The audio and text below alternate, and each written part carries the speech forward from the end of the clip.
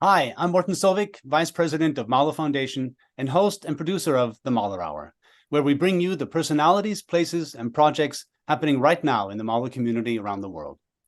Last month, we were hindered by technical difficulties in bringing you our planned first installment of a series entitled Mahler's Life in Song. In it, I, along with Thomas Hampson, will be exploring Mahler's Lieder as we work through the repertoire and discuss the many facets of Mahler's contribution to this genre. We hope to bring you this program in the next few months. The month previous to this, in October, we brought you the Beijing Music Festival and news of our very own Mahler Foundation Festival Orchestra as a key contributor to the concerts at this major event. I spoke with Frank Zhu, artistic director of the festival, Martin Campbell-White, initiator of the orchestra, John Warder, its conductor at the festival, and Zhenyan Li, one of the composers featured during the series of concerts. Remember, you can see this show and all past Mahler Hours on our website and on our YouTube channel. For this episode of the Mahler Hour, we are celebrating the birthday of one of the composers who had the most impact on the life and works of Gustav Mahler, Ludwig van Beethoven. We will be exploring the Bonn master's central place in Mahler's thinking, Mahler's arrangements and reworkings of some of Beethoven's works, as well as Beethoven's influence on some of Mahler's compositions. Before we begin, let me remind everyone attending live to post any questions you might have to the comments section. We will get to these at the end of our show. Don't forget to include your name and the country you are writing from. Also, the Mahler Hour is brought to you by Mahler Foundation. So if you want to support our activities, please become a member. Just go to our website at mahlerfoundation.org for all of the details. It gives me special pleasure to welcome a friend, colleague, and noted Beethoven scholar for our topic today, John Wilson. Welcome to the Mahler Hour, John. Thanks, Morten. It's great to be here. Tell us a little bit about yourself and what you're up to with Beethoven these days. I, along with Morten, are what Viennese like to call a Wahlwiener. So I was born in Texas, but have decided to make Vienna my home for the past 16 years or so. By training, I'm a pianist and a musicologist, and I still try to do a degree of both while I'm here. But right now, my full-time gig is as a musicologist at the University of Vienna, directing a project on concert life in Vienna between 1780 and 1830. So around the time when Mozart, Beethoven, Haydn, and Schubert were all living and premiering their works here. Sounds like you have your work cut out for you. It's enormous amount of information, but extremely valuable, of course, that we don't know enough about this, do we? That's right. I mean, whenever I tell people about this project, they ask me why it hasn't been done before. And it is a difficult time period to work with because it was before the very first concert hall, which was built in 1831 by the Gesellschaft für Musikfreunde. And so I'll be talking about this a little bit later with regards to Beethoven, but concerts were held in a lot more informal places. So in Vienna, we have a great team of about 4 music historians working on kind of collecting what we know about these concerts, where they were, who was performing in them, what works were played, even who was in attendance. Mm-hmm. And parallel to this, we have a team of acoustic specialists in Berlin at the TU who are studying the historical acoustics of the rooms where these concerts were played in and what the music sounded in them.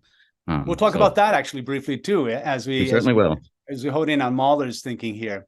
Well, there's so much to talk about. Mahler and Beethoven is an enormous topic, but we're going to at least dive into some of the main points today. Virtually every aspect of Mahler's musical life was somehow reflected in the shadow of this giant. Let's start with Beethoven in general, what it meant to Mahler, and just as importantly, what Beethoven meant to Mahler's time.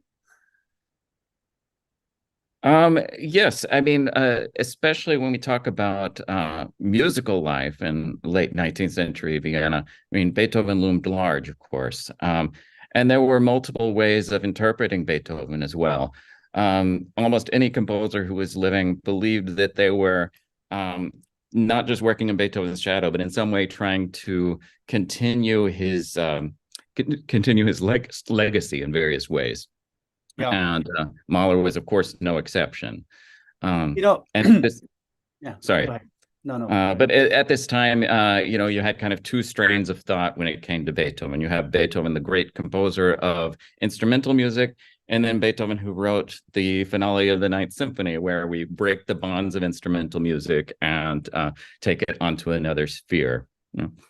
I think it's also important, and these aspects were highlighted, in fact, intensified and brought into focus by Richard Wagner, another hero of the late 19th century, and certainly in the case of Mahler, someone who was an idol of his. And it's not insignificant that Wagner wrote a fair deal about many topics, but including Beethoven. And his most famous essay, perhaps, is entitled Beethoven. Wagner's essay on Beethoven was written in 1870 to mark the centenary of Beethoven's birth. And it was intended in part also to be a speech, something that he wanted to come to Vienna to give a talk. He never did, but he actually published this pamphlet, which was of enormous import to the young Mahler, who was looking to the accomplishments of Wagner. But also in this essay, Wagner creates a kind of aesthetics based on sort of the godliness of musical creation, and of course sneaking himself in there as perhaps the most important development recently. But for Mahler, absolutely essential, so that Beethoven is elevated into this discussion of the sort of the otherworldly, transcendental nature of the power of music. And that, of course, sinks into Mahler, but also to many, many others at the time. One rendering of this are these Beethoven statues that start popping up, and many of them were planned around 1870s. It took a longer time to realize. I think we have an example of this in Vienna, a very famous example, the Beethoven statue, which stands outside the Concerthaus. Tell us a little bit about this, John. I mean, and this whole rendering of memorializing the immortal Beethoven. Yeah, well, one major feature of these, 19th century sculptures of Beethoven is, of course, being a statue, being put up on a pedestal with the muses down below, and also kind of scowling down at humanity, almost like there's almost an evangelistic quality to Beethoven's pose in all of these. And so in its placement, of course, this was placed before the Concerthaus was built. But right now, of course, and at the time when Mahler's living in Vienna, you have these two, basically monuments to the sacred element of music essentially near each other. Beethoven basically staring at the Concerthaus. And I believe that this is a really interesting and it's an interesting artifact as to how Beethoven was viewed specifically in Vienna. Of course, Beethoven was appropriated all over Europe by this time. But in some ways, the Viennese felt they had a special claim to Beethoven, being the place where he lived 2/3 of his life and premiered all of the pieces that he's known for. So he was more than a great composer. He was an icon of great art and accomplishment, and a cultural figure that went far beyond the notes, kind of hero of humanity. Scott Burnham wrote a very famous book about Beethoven as a hero, and in it he says the values of Beethoven's heroic style have become the values of music, and not only implying the time of Mahler, but even far into the 20th century, maybe even to some extent our own time. So it's important to, the stature of Beethoven and his significance to Mahler and his friends is an important aspect of what not only Mahler felt, but how people understood what Mahler was doing. I'm going to read just a quick quote of what Mahler had to say about Beethoven. There are numerous quotations, but this is in speaking with a friend of his. In order to understand and appreciate Beethoven fully, we should not only accept him for what he means to us today, but must realize what a tremendous revolutionary advance he represents in comparison with his forerunners. Of geniuses like Beethoven, of such a most sublime and most universal kind, there are only 2 or 3 among millions. Among poets and composers of more recent times, we can perhaps name but 3: Shakespeare, Beethoven, and Wagner. So there you go. The pantheon of great creation goes far beyond music, including Shakespeare. And, you know, this is a direct reflection of the Beethoven essay by Wagner, who talks about Shakespeare in exactly those terms. Those are my exact thoughts about this. Yeah, it's very interesting. Of course, this connection between Shakespeare and Beethoven was one that was made during Beethoven's lifetime as well. And, you know, kind of the dramatist par excellence, that even in German translation, Shakespeare was regarded as someone who can create these great evening-long dramas, and that was obviously the appeal for Wagner as well. Right, who felt that he was the summation or the logical conclusion of combining Shakespeare and Beethoven. Exactly. Yeah. In creating music drama. Well, all right. I think it's important to set the stage because of what will consequently happen. Mahler will always look up to Beethoven and worship him, but he was not above taking a more critical look at some of the results. And I don't mean this in a negative fashion.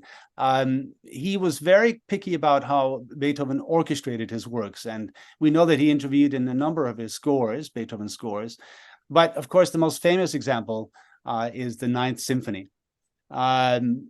He retouched the scoring in preparation for a performance in Vienna with the Vienna Philharmonic in February 1900. It wasn't the first time he had intervened, but it would be the most impactful of public responses to what he did. What are some of the things he did? He took Beethoven's Ninth Symphony, and he's going to perform this now in Vienna. What's bothering Mahler? Why does he feel he's got to get his own pen out and make some retouchings to this score? Well, one of the most obvious changes that he made, and one that disturbed audiences, well, not necessarily audiences, but critics so much, was enlarging the wind and brass sections of the orchestra. Mahler had a specific reason for this, and he was not wrong in that he said that in Beethoven's time, the balance of string instruments to wind instruments was a lot more equal. And so in Mahler's day, of course, we have 17 first violins and 17 second violins and a gigantic string section.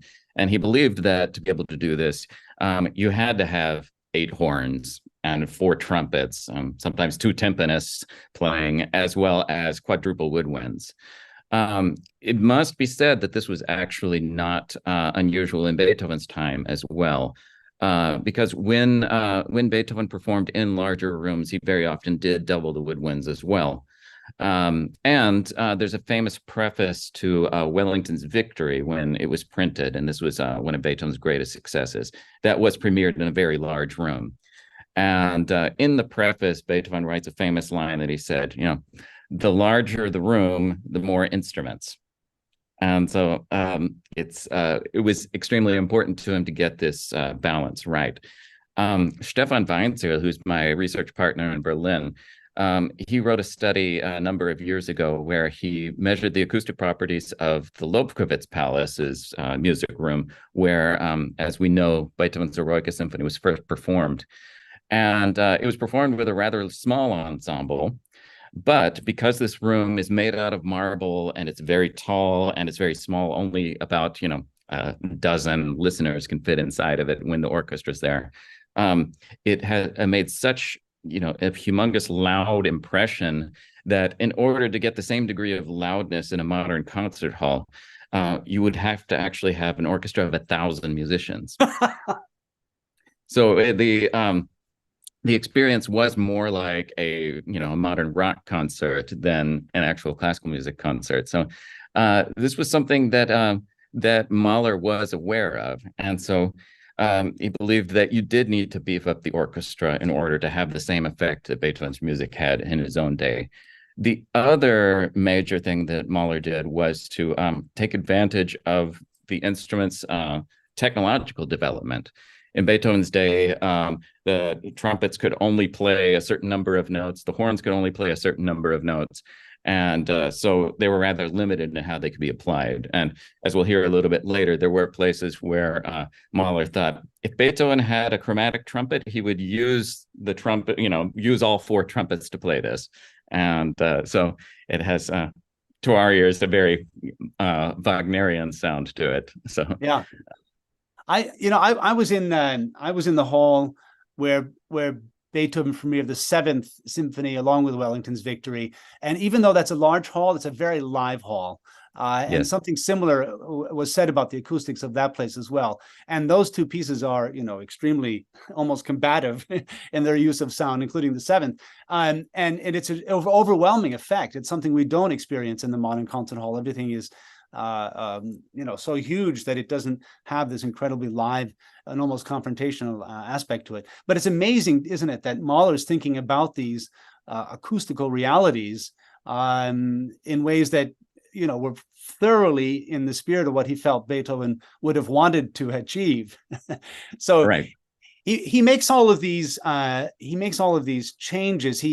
So what you're saying is he's quadrupling the winds. He's adding, of course, he has already chromatic trumpets and horns. I mean, all of this is now available to him, and he's thinking, let's do something with it while we're there.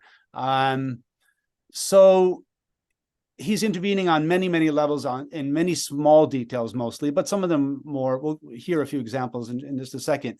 But this was a big deal for Viennese critics. I think to some extent the audiences were reactive to this, but it was mostly the criticism in the newspapers. It didn't go over for the most part very well, did it? No. A lot of criticism, even from critics who were normally friendly to Mahler, was quite harsh. And they believed that he had tampered with a masterpiece. One very interesting review uses the metaphor of overpainting. So yes, it was, of course, with Renaissance paintings, it unfortunately was the case with a lot of museums that curators would touch up the colors every now and then to make them more vibrant. And with a lot of horror, this critic is saying that this is what Mahler is doing to Beethoven, and that he should leave Beethoven alone because Beethoven knew what he was writing. Right. That was the general tenor of many critics. As you say, not all, but many did. And such was the uproar that Mahler felt he needed to print something to add to the program notes a few days later when the program was repeated. I'm going to read a little bit about Mahler's self-defense here. This is what Mahler writes in the wake of the press, especially. He writes, "The conductor of today's performance has to protest most decisively against the insinuation that he has somehow made arbitrary changes in the instrumentation. He has, on the contrary, made every effort on the whole and in individual matters to follow the most minor directions and prescriptions of the master and not lose sight of any of his intentions, which are often hidden from a superficial glance. He, the conductor, has, on the other hand, employed all the advantages of the modern orchestra, and especially all the means we now have to a much more mature degree, in order not to hide the intentions of Beethoven in a confusing mass of sound, but instead to bring them into sounding life with an exactness which reverently follows the master down to the smallest detail." So it's a much longer statement, as you can see here on your screen. It goes on for quite a bit longer. But that, I think, is sort of the essence of what he's saying. He is doing this in the service of Beethoven and really only bringing out things that were otherwise lost. There's another very important point looming here, and that is that Mahler, and everyone knows, Beethoven was deaf when he wrote the Ninth Symphony. And others would say, well, he had a perfect ear. He knew exactly what the proportions would be. Mahler said, well, maybe not. Maybe he would have written it differently if he were not deaf. But it's a convincing argument, isn't it? I mean, some of the things you'd already said about instruments and spaces. Historically grounded to some extent, but of course, intervening is not something that people felt was appropriate. And perhaps there was a sense of ownership as well, don't you think? This is our Beethoven. What are you doing with our Beethoven? Yeah, I do believe so. You can speak better to this issue than I can, but I think that Mahler, to some degree, was kind of never really viewed as actual Viennese. Both, of course, not being from Vienna, but also because of his Jewish background. And this came out sometimes, unfortunately, very clearly in a lot of the reviews of him and a lot of the caricatures that were made of him. So there was the the idea that this interloper was coming in and presumed to know more about what Beethoven wanted the orchestra to sound like than Beethoven did. And that is a lot of the tone of the less fair criticism of his retouchings of the Ninth Symphony and others. So not only was Beethoven sacrosanct, he wasn't yours to begin with, that kind of attitude.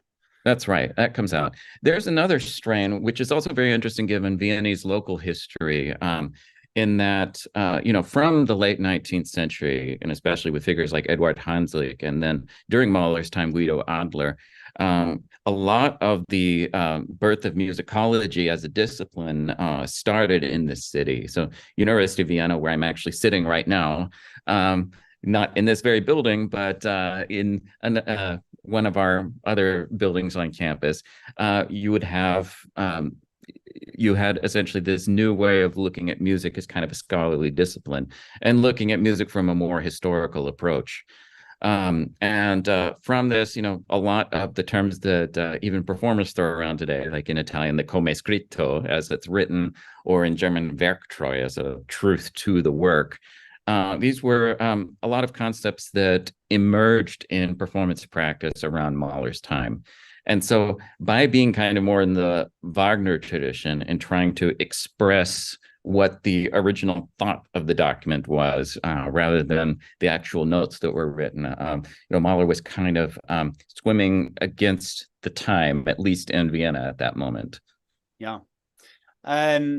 There's so much to talk about. The American reception was quite a bit more understanding about that.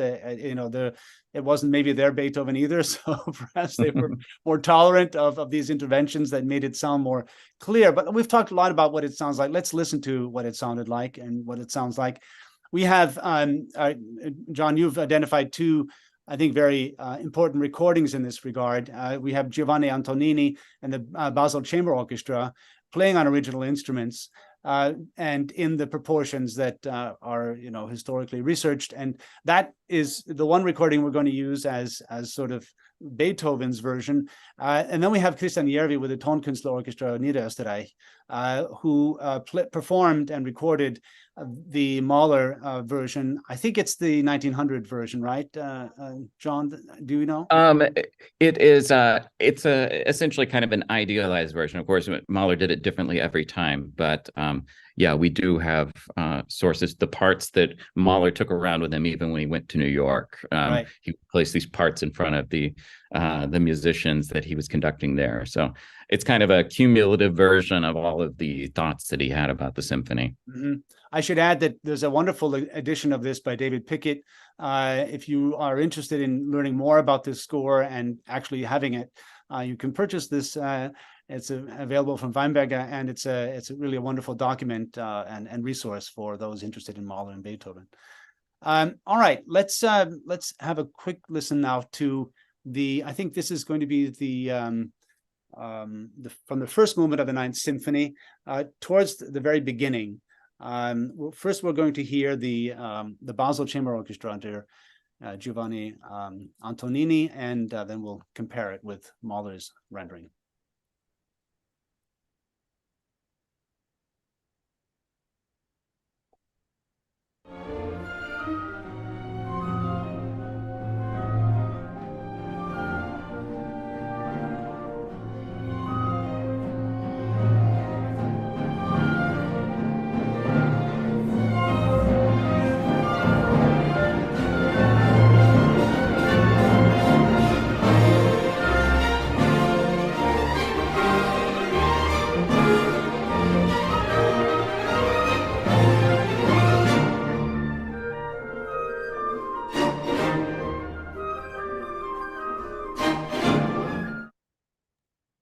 All right, let's just jump to the next one, and we'll listen to the Christian Järvi performance of Mahler's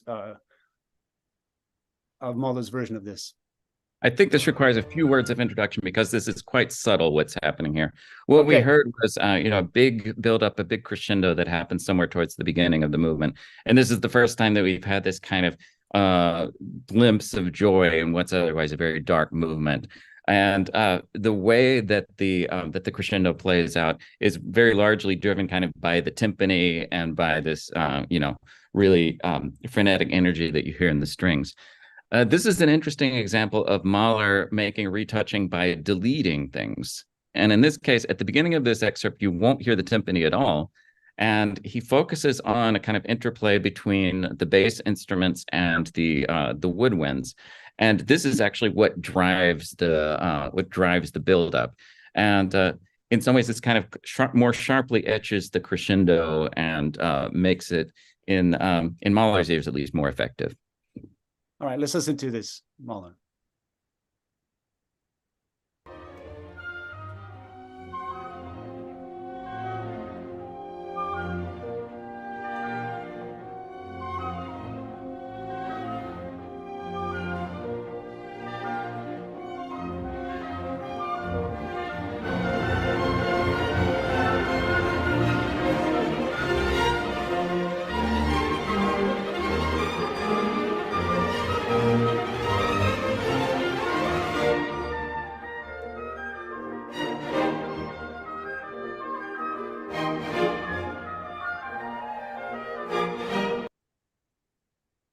Well, well demonstrated, I would say. It kind of speaks for itself. And I would say, yeah, it's more dramatic.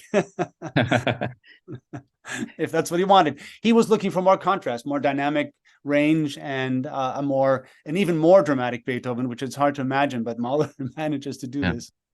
Absolutely. And this is something that that in a concert hall comes out a lot more dramatically, because one thing that was really important for Mahler when interpreting any work of music was when you have the whole orchestra playing, for example, the whole string section, all of the woodwinds, and when you want just half of them. And his score is full of these markings. When are we going to, only have a section? When are we doubling it? So, right. Yeah. I think our next example is from the second movement. That's correct. Let's listen to the Antonini and the Basel Chamber Orchestra first.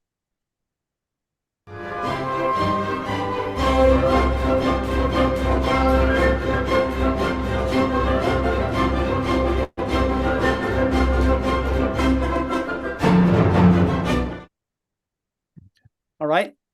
So quite a famous movement in this orchestra, in this symphony. So yeah, of course, obviously the melodic material Mahler thought was way too weak. And he said, well, if we're paying for the 4 trumpets, we might as well use them to the fullest effect. And so what we generally have with Beethoven only being played by a few woodwind instruments is now being played by the 4 trumpets and the 8 horns. Let's listen to Mahler's version of what we just heard from the second movement.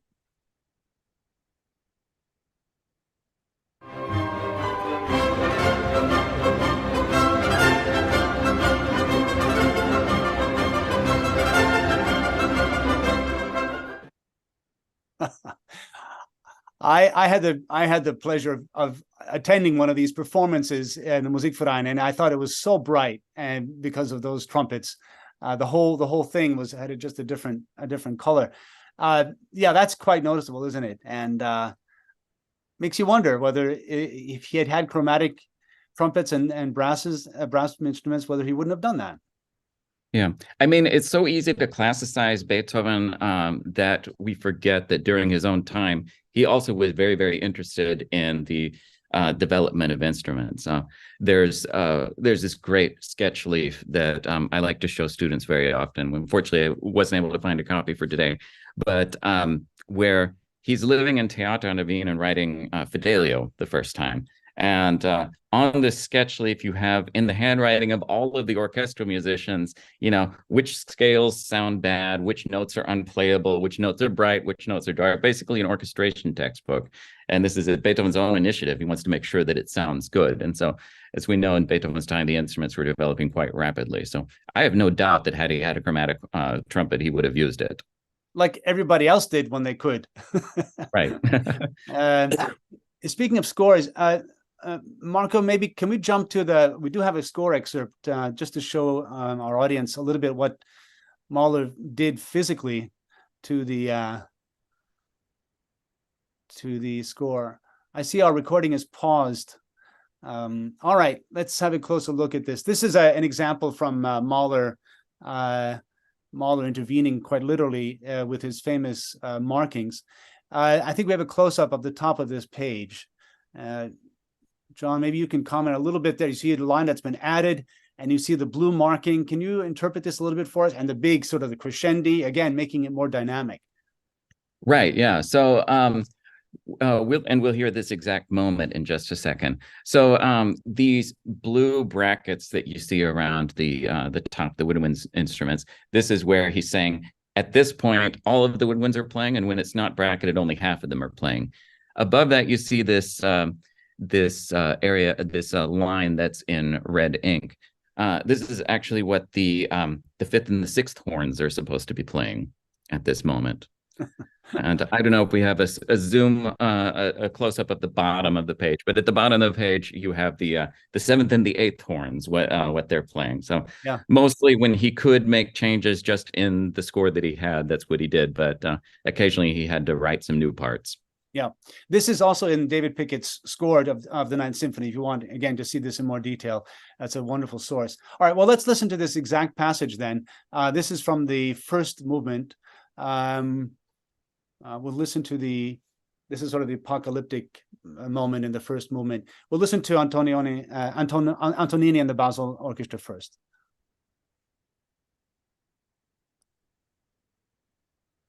The third example.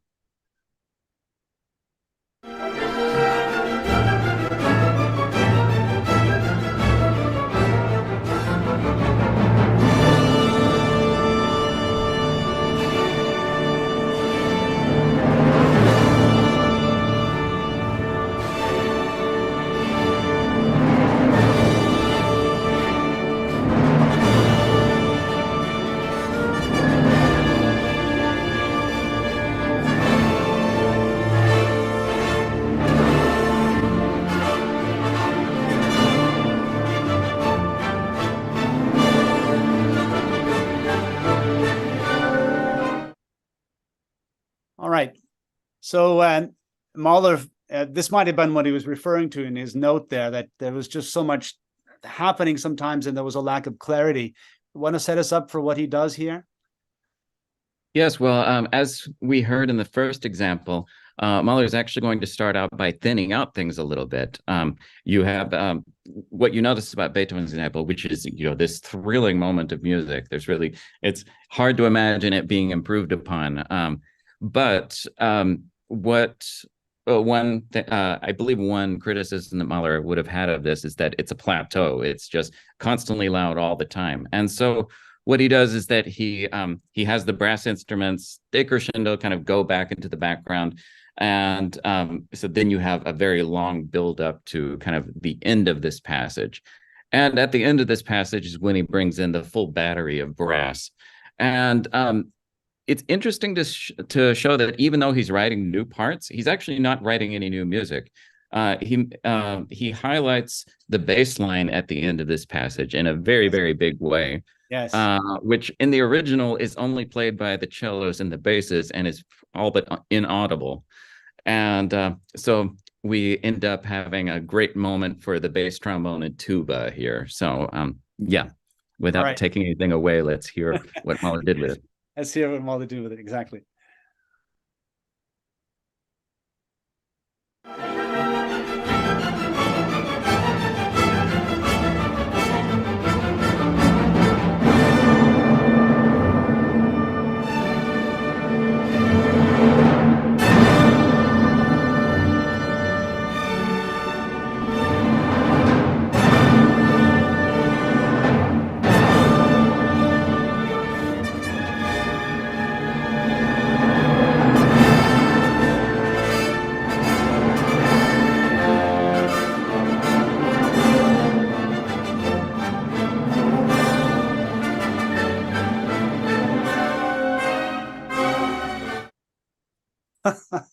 Oh, that's tremendous. I mean, it's quite remarkable, that bass line. And as you rightly point out, it's there. It's just that now it's just an incredible feature of that moment.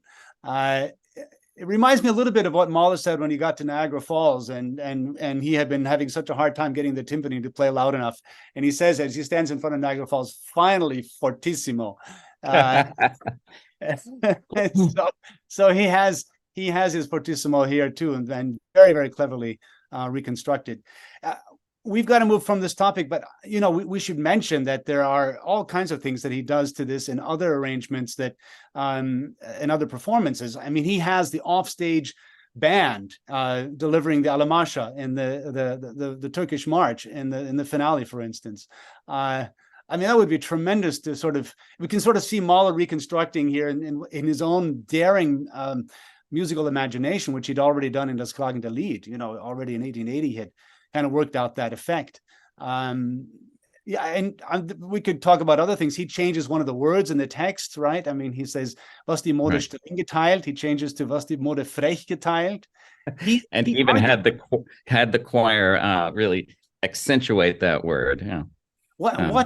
He argued that was in one of Beethoven's notes or manuscripts. Is there any evidence of that we know of? I believe so, that it is in a sketch. But of course, in Beethoven's sketches, he was kind of sketching the text from memory sometimes. A famous example of that is in Schiller's original, you have this that the beggars will become the brothers of princes. And Beethoven writes that princes are beggars. That's his kind of reference for that part of the text. So he's paraphrasing definitely a lot in his mind. So yeah. But doesn't it speak to Mahler as a musicologist when he's going back to a Beethoven sketch? I mean, or you must have found out about it or read about it. I mean, I find that itself remarkable. You can maybe speak to this more, but of course, one of the great Beethoven sketch excerpts was living in Vienna at the time, Gustav Nottebohm, who we know he was great friends with Brahms for a while.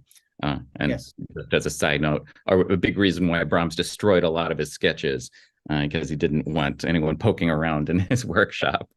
That's too bad that Nottebohm revealed his secrets to Brahms. We would have much more today.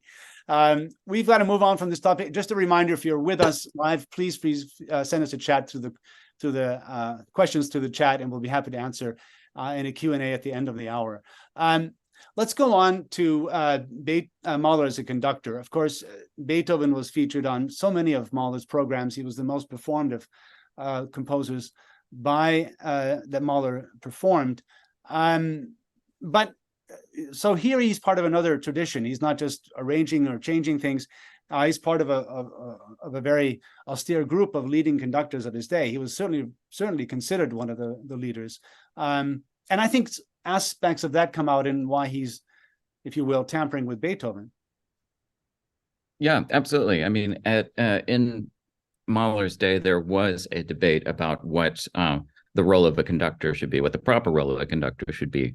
And you had two schools of thought of this, which is very much parallel to the two schools of thought that I talked about earlier with the Wagner versus the kind of more absolute music side of it. But with conducting, a good counterpart to Mahler would be Richard Strauss, who famously would conduct with very little emotion and very little bodily motion. And this is not just a conducting style, but kind of based on the philosophy that if you bring out the details of the score, then the audience will feel emotion, but you do not have to embody that emotion yourself as a conductor or to even make the players themselves have this emotion. I think it's a debate that still rages to this day, to be honest. Yeah.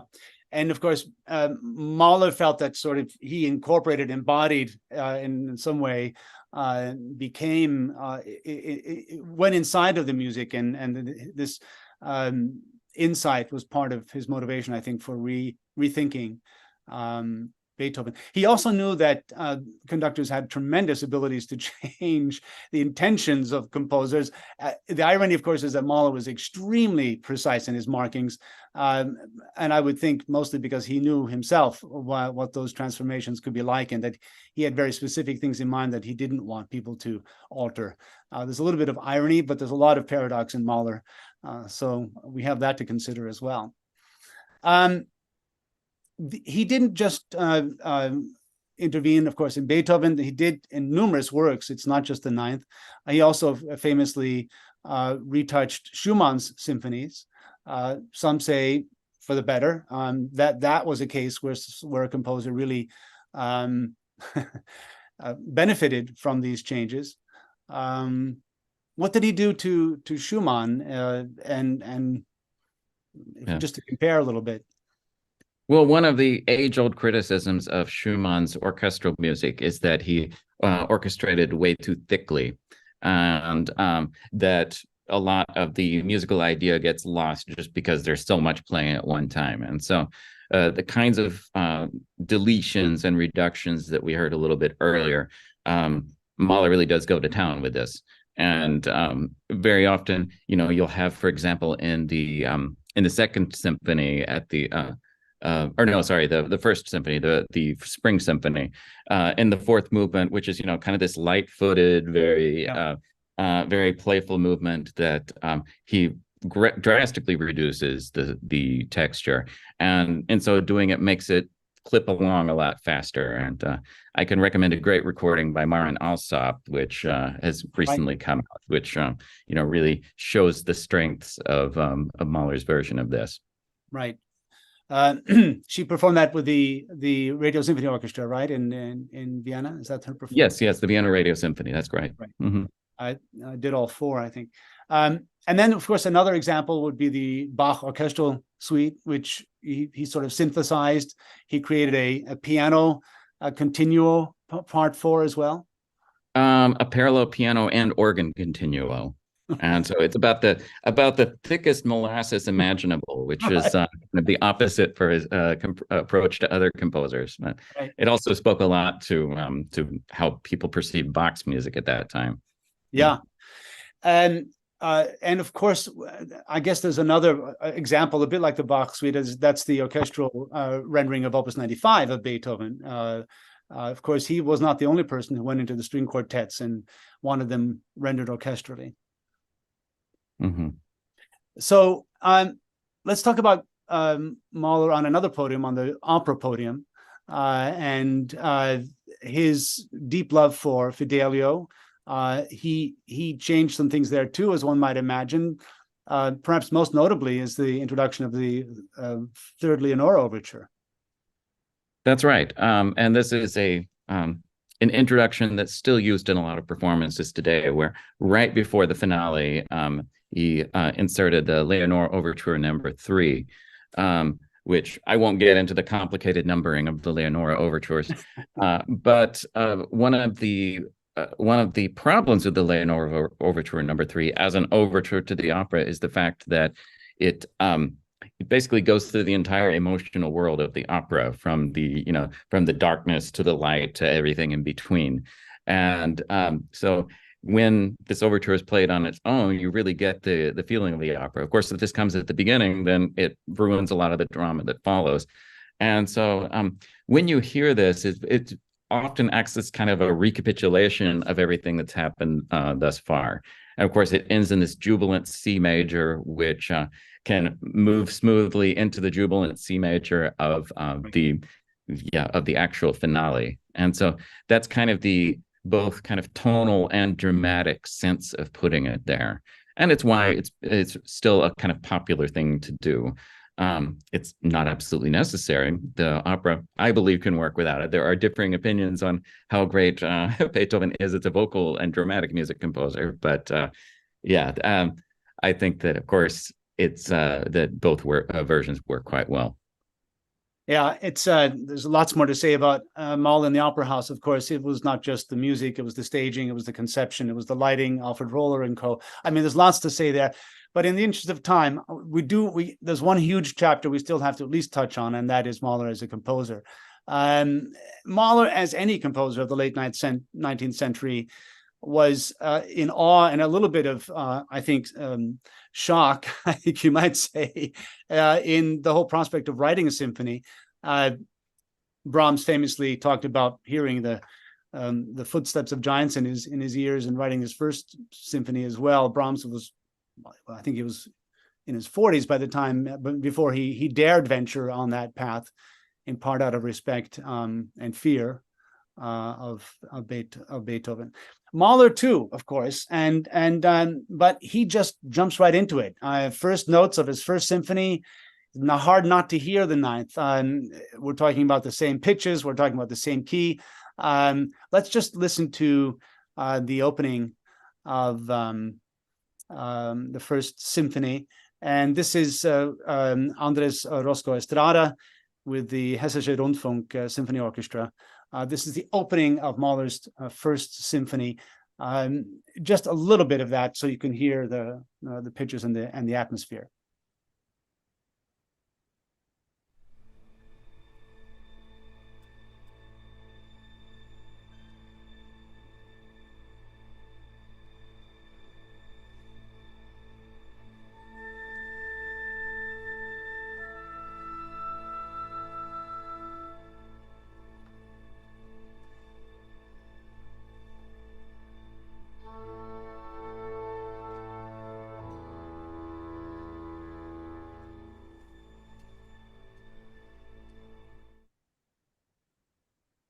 You know, and it's hard not to hear sort of the ex nihilo effect, right, coming out of nothing, and the idea that we hear so prominently in the beginning of the ninth of Beethoven. So this is Christian Järvi again in the Tonkünstler.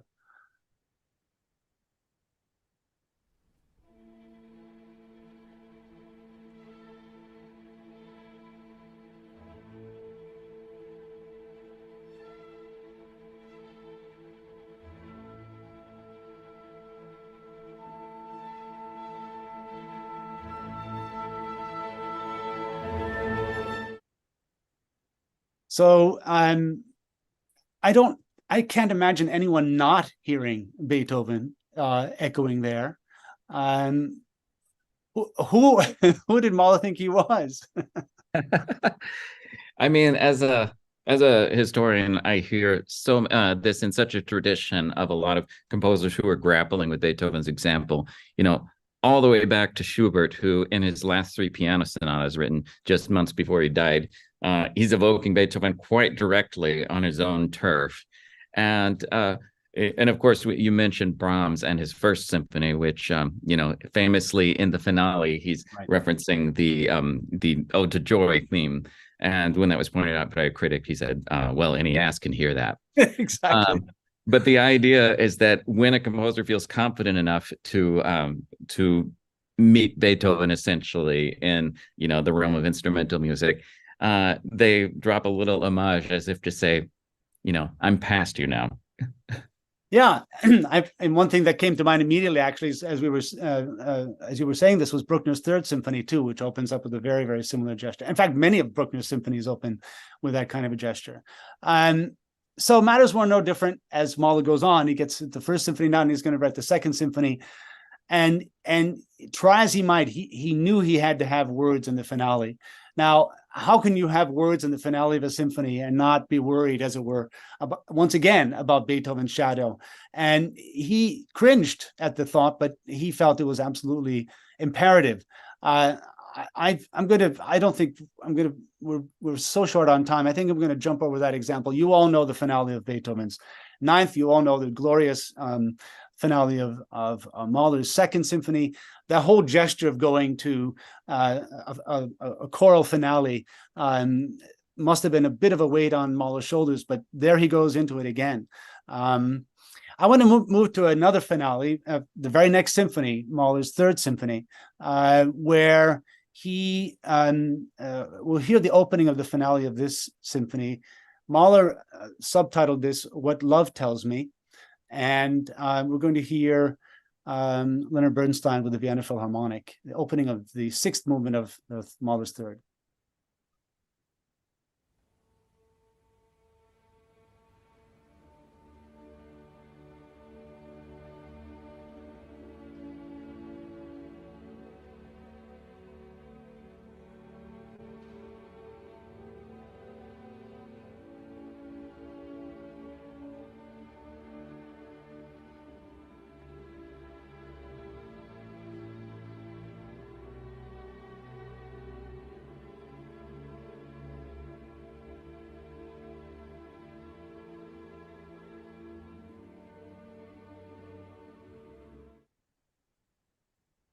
So it's a heavenly movement, and it continues in that vein with this tremendous climax and conclusion, this all-embracing idea that Mahler, in a letter to Anna von Mildenberg, refers to as what God tells me. So it's sort of, the last rung of this incredible journey through existence. But let's listen to now the opening of the Alban Berg String Quartet playing Opus 135, the third movement. And you'll hear what I think one has to really refer to as an homage on Beethoven at this really glorious point in his own symphony.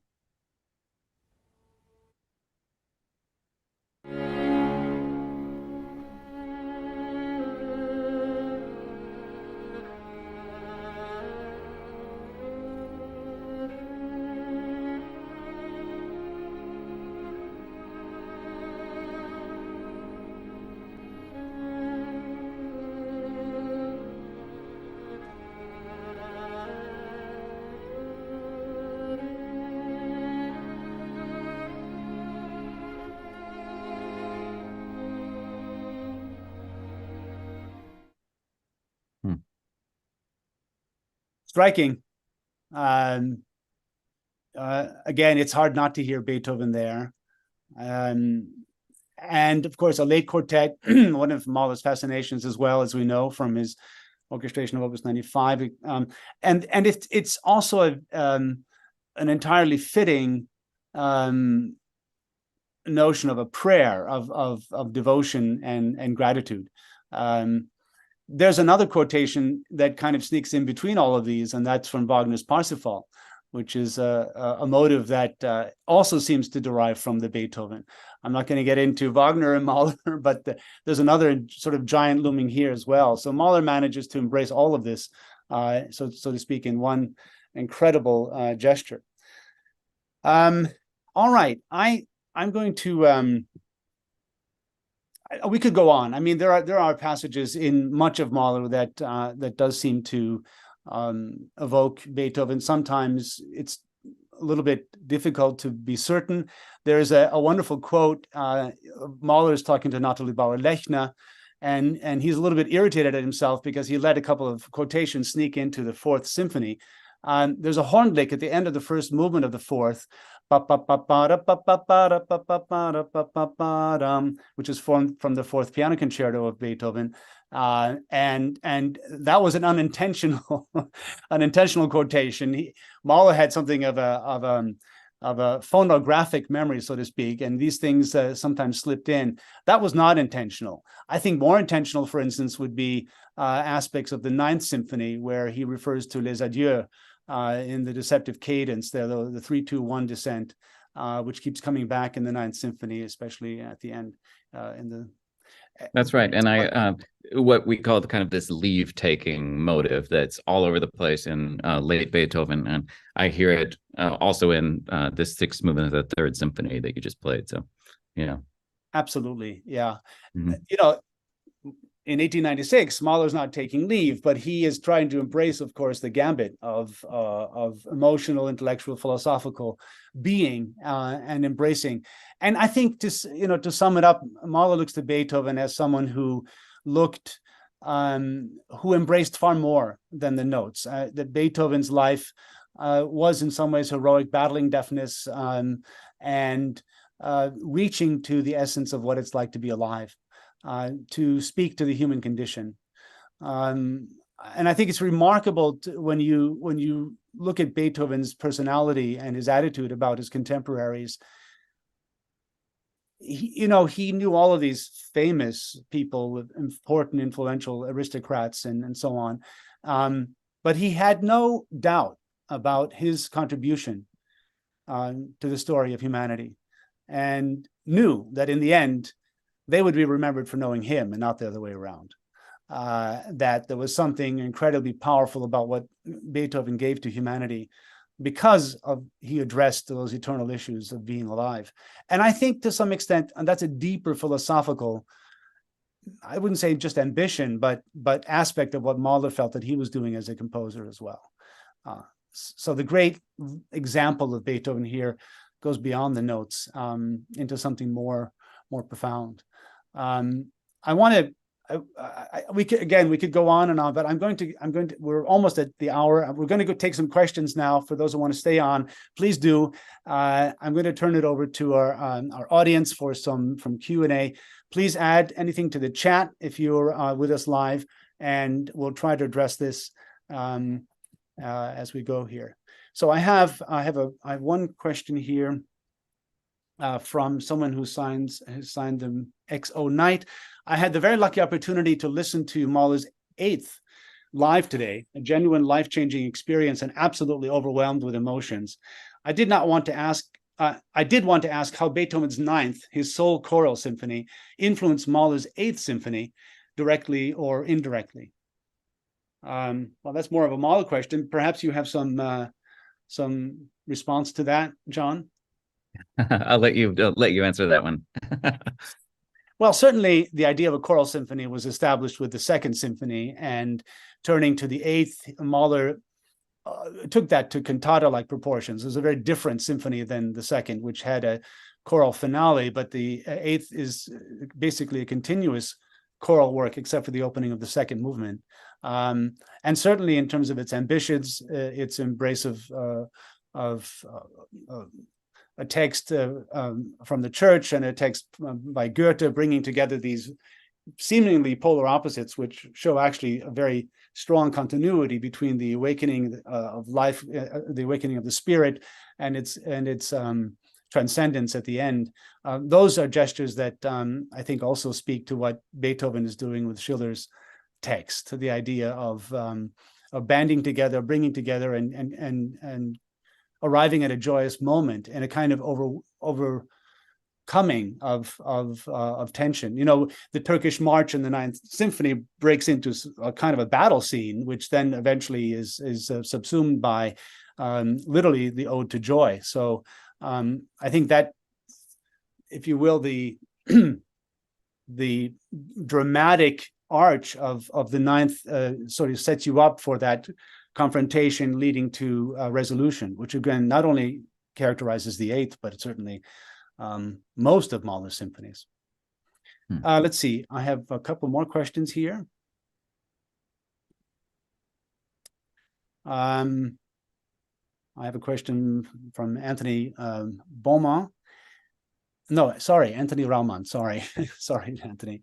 Which other notable conductors and composers altered Beethoven's scores for his symphonies without detracting from the concept of the works? And how do these contrast with Mahler's interpretations? So who else was fiddling around with these scores of Beethoven? Well, of course, Wagner himself. And yeah, one of the ways that Mahler decided to, or tried to defend himself, was saying that he doesn't go beyond what Wagner recommended. And in fact, he did go beyond in quite a few ways. But Wagner did make a lot of the same, kind of an in-short version of a lot of the arguments that Mahler made later, you know, that the orchestra had progressed, that Beethoven was deaf and was also not hearing properly, and if he had, he would have changed it. A couple of other notable ones. Richard Strauss made very judicious changes a lot of the time, and it was normally for playability and clarity. So yeah, for example, if Beethoven had cellos and basses doing, a really fast run, that Richard Strauss would have that reduced so that it kind of clarifies the texture a little bit. I find that ironic because if anyone has fast runs and in many instruments at the same time, it's Richard Strauss. Right. Yeah, but he thought that he understood the instruments better. It's ironic on another level because Strauss had no real kind words for Mahler's version of Beethoven 9. But I think many did, so to speak, make some changes. We know that in opera conducting, cuts were very common. I'm not talking about cuts now, but the idea of reaching into something that was, after all, a living document meant to project a musical idea wasn't necessarily enshrined the way that it is today. It was starting to, as you rightly point out, John, it was starting at the end of the 19th century, early 20th century. But there are plenty of examples of, I think, of conductors who were not averse to tweaking things here and there as they saw fit. I don't have enough exact examples in front of me, but I'm certain that Mahler wasn't alone. Mahler may have been more extreme. I mean, an offstage band, things like that. That's a little bit more confrontational, really, in its conception. And it's also important to note that Mahler's retouching were not used just by Mahler, or not only appreciated by him, but among his among the people who really supported them were such non-nobodies as Arnold Schoenberg, who kept a copy of it himself, had a copy made, and really was, spoke a lot for it. But of course, Schoenberg saw himself in the same aesthetic tradition as Beethoven, Wagner, Mahler. Yeah. And Egon Welesch, who was very, very pro Mahler in this regard. Another question from Jason Starr. John and Morten, when you are in the mood to hear a Schumann symphony, do you prefer the original or Mahler's orchestration? I ask because I wonder if the historical and authentic improved sound. I think trumpet is what's meant here. So I ask because I wonder if the historical and authentic trumpet improved the sound. Let's go back to the first part of the question. All right, you're going to listen to Schumann Symphony, John. What do you put on? I have to admit that I had not heard a version, or I had not heard a performance or recording of that until we were preparing for this. But yeah, when I heard Alsop's recording of this, I thought I was quite convinced by it. On the other hand, I have heard some very, very convincing performances of the original orchestration. I heard a live performance many, many years ago of Nejmijärvi, not Nejmijärvi, Paavo-Järvi, with the Kammerphilharmonie Bremen. And they just really knocked it out of the park. But that's also a chamber orchestra. I think the larger the orchestra is, the harder it is to rein in, some of the some what people perceive as deficiencies in Schumann's score. That's a very good observation. I would agree. It took me quite a while to warm up to the Schumann symphonies, but I've come to really, really love them. And to answer, I suppose it's my turn to answer the question. I don't need the Mahler to enjoy the Schumann. I think it's a very interesting, take on it, historical perspective. But I don't. Yeah, I can certainly live with what Schumann produced, especially with performances that you just indicated. All right, I think this is our final question. Nature, this is again from Anthony Raumann. Nature and the countryside influenced both Mahler and Beethoven's compositions. We didn't get into that at all. How did Mahler's appreciation of nature influence his own interpretations of Beethoven's symphonies? Great question. Yeah. Mm-hmm. I mean, I can speak to the Beethoven side of things, which, when Mahler was living, of course, people started to have a greater appreciation of and a greater knowledge of Beethoven's views of nature. Already the first major biographies of Beethoven had come out by that point. And, before it might have been possible to believe that he just wrote the Pastoral Symphony and that was it. But we know now that Beethoven worshiped nature, and for him, he perceived God in nature as well. There's a Christian Sturm, this influential theologian who wrote the Observations of God in Nature, that Beethoven not only owned a copy but wrote in the margins. And that he, for him, nature, for Beethoven, nature was his way of connecting with God. And I believe that there's a lot of resonance with this in Mahler's beliefs of regarding nature. Absolutely. I don't think he used the word God very often in that respect, or some sort of deity, but certainly in terms of nature with a capital N, and it's his reverence for that was unlimited. He said famously, or actually not so famously, but it's a quote that we use a lot now, and I want to be remembered as the singer of nature, as someone who embraced the all. To think that human civilization is the definition of it and its most profound source is a grave mistake, as Mahler again and again makes clear, perhaps most vividly in the Song of the Earth. So no question, and that too would be a huge topic for us to cover. I think we covered some of the main ones. John, I want to thank you for being on the show today. Maybe we'll find there's just too much more to talk about, and we'll go back to this in another version of the show. So thank you for being my guest. Thanks so much for the invitation, Morten. I really had a great time. I just want to turn to one quick announcement.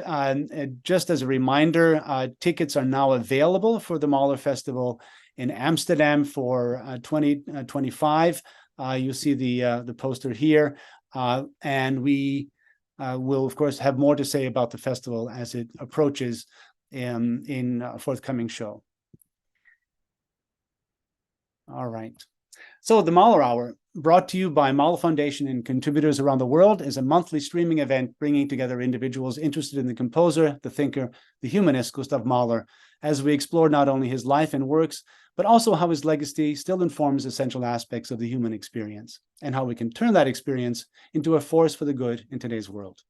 Become a member and support our activities.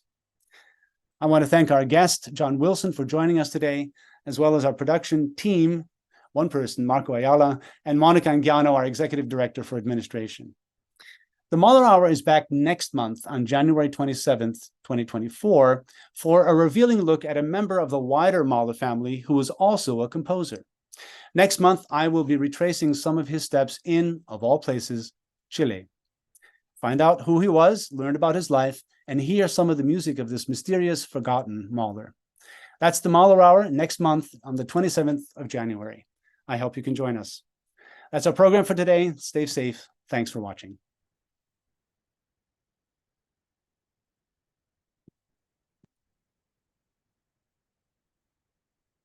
Okay, we're off the air, everybody. Great. You can all join in.